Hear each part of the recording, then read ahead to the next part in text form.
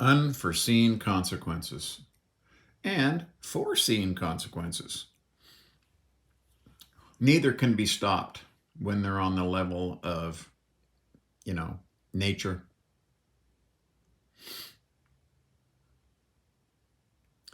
So, growing up in a Delta area, I've seen what can happen with saltwater intrusion. Um,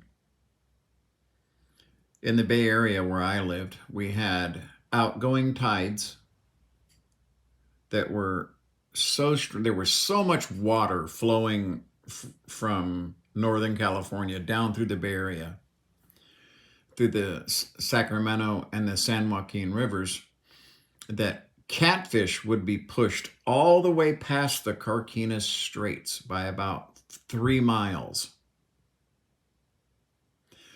That's a lot of fresh water. Okay? And then one day, as you could tell, this is when climate change was starting to just get a grip on things. There was a incoming tide and a big flush of fresh water, and we literally lost millions of catfish, millions of baby bass, millions of fish that couldn't take the instantaneous change from saltwater to freshwater or freshwater to saltwater. It destroyed a lot of life there.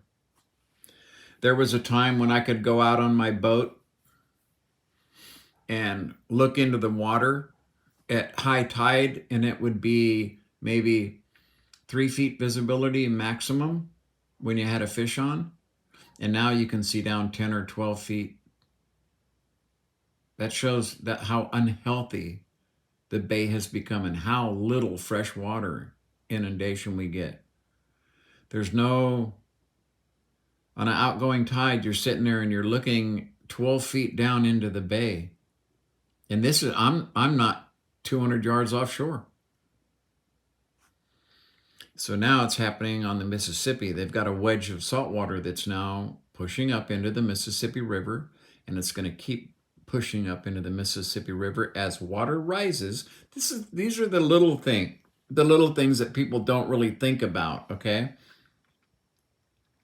One day that saltwater is going to be at the point where your city has its intake for water.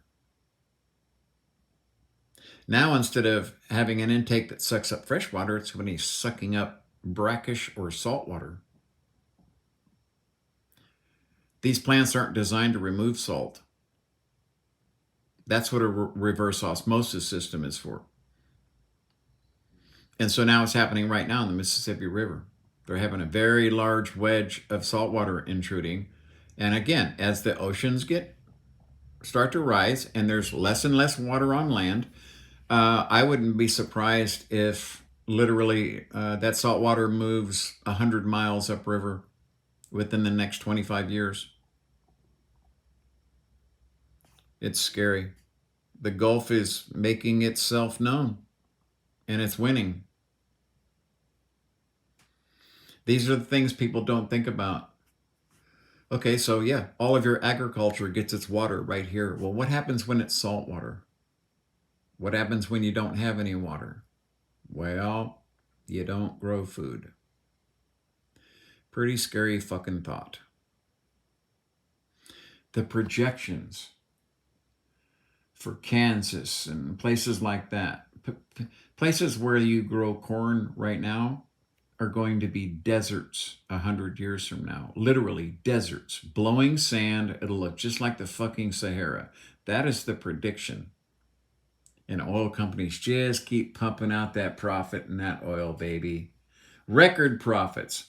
100% fucking increase in profits. Just keep pumping that shit out and charging people more and more and more and more because they know the end is coming and they're trying to rape us as much as they can right now to get as much as they can. Because they see the end. They know the end is coming. What will they do next? They'll start buying up all of the patents and sources of alternate energy technologies. And they'll try to remain in control still.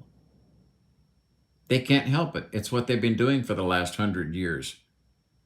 with complete fucking control and basically fuck you attitude to the government and everyone else and consumers, controlling the market, refusing to build refineries, et cetera, et cetera.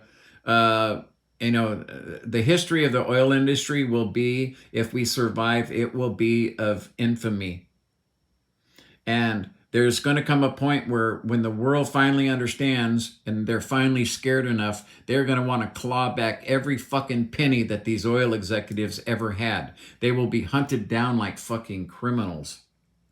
When people start getting the information dug out from 50 years ago when they were saying, oh, we better lie today because tomorrow people are going to start understanding what we're doing. And they'll be hunted down like fucking criminals. And every dime they own will be stripped from them. Their yachts will be sold. Their homes will be sold. And they'll be put in fucking prison. That's what's coming. Because the terror that is about to befall us is going to be so severe that it will warrant prison time for some of these executives and shit who said, let's just fucking start this organization over here called Free Air for America, and we'll fund them, and they'll push all of our propaganda for us. Okay? Trust me, if you're an oil executive, hear my words, okay? One day they will be fucking coming for you. And every dime you have, they will be coming for you. Okay? Right now, people are just starting to understand that climate change is something that's actually affecting them. The people in Florida damn sure fucking know it. They will be coming for you. I want you to tell you that now. They will be coming for you. And what you're doing right now by quadrupling fucking prices when you don't have to, when you're making 100% increase in corporate profits when you don't have to, when people are fucking broke, okay? They will be coming for you.